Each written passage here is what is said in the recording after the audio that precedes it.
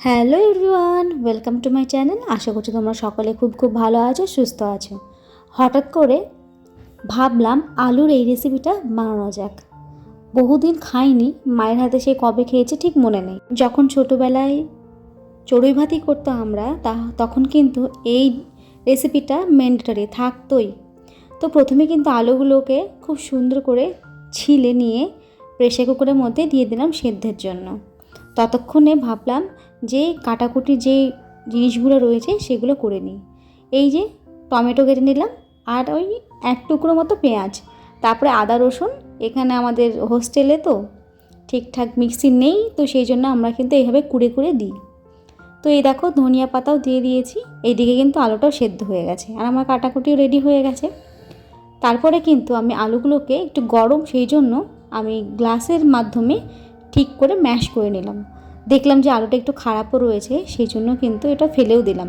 তারপর হাতের সাহায্যে যেই গোটা গোটা অংশটা আছে সেটাও কিন্তু ভালো করে ম্যাশ করে নিলাম। এবার একটা ঠান্ডা জল নিয়ে ওই জলের মধ্যে কিন্তু আমি এই ম্যাশ করা আলুটা কিন্তু দিয়ে দেব। যদি আরও পরিমাণে জল লাগে, তোমরা যতটা খাবে সেই কোয়ান্টিটি অনুযায়ী কিন্তু জলটা অ্যাড করবে। আমি বলতে ভুলে গেছিলাম, সেদ্ধ করার সময় কিন্তু আমি হালকা নুনও দিয়ে নিয়েছিলাম। তো এদিকে কিন্তু সব কিছু ভালো করে মিক্স করে নিলাম। এবার আমি কড়াইয়ে তেল দিয়ে নিলাম পরিমাণ মতো। এখানে আমি সরষে তেল ইউজ করেছি, তোমরা চাইলে যে কোনো রিফাইন অয়েল বা সয়াবিন অয়েল ইউজ করতে পারো।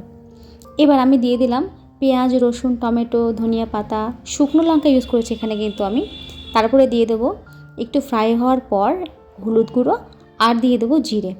এবার একটু নাড়াচাড়া করার পর আমি কিন্তু ওই আলু মিক্স করে রাখা যে আলুটা রেখেছিলাম জলে ডুবিয়ে, সেটা কিন্তু এর মধ্যে পুরোটাই দিয়ে দেবো। রান্নাটা কিন্তু আমার রেডি হয়ে গেছে। এবার 2-3টে যখনই বলক দেবে তখনই কিন্তু আমি নামিয়ে নেব। বেশিক্ষণ আমি আঁচে রাখবো না, কারণ এটা কিন্তু গাঢ় হয়ে যাবে একদমই। মশলা রেডি করার সময় আমি নুনের পরিমাণটা কম দিয়েছিলাম, তো নামানোর আগে চেখে দেখলাম যে নুনের পরিমাণটা আরেকটু লাগবে, সেই জন্য কিন্তু আমি দিয়ে নিয়েছি। তো তোমাদের ভিডিওটা কেমন লাগলো অবশ্যই জানিও কিন্তু। আর এই রান্নাটা সত্যি খুব ইজি, খুব কম সময়ের মধ্যে কিন্তু এটা রান্না করা যাবে। এবার একটা তেজপাতা আমি কিন্তু এখানে দিয়ে দিলাম। তো ভিডিওটা তোমাদের কেমন লাগলো অবশ্যই জানিও। আমার চ্যানেলে যারা নতুন তারা সাবস্ক্রাইব করে বেল আইকন দাবিয়ে দিও। ভিডিওগুলোকে প্রচুর শেয়ার করতে থাকো আর আমাকে সাপোর্ট করতে থাকো। সকলে ভালো থাকবে, সুস্থ থাকবে। টাটা।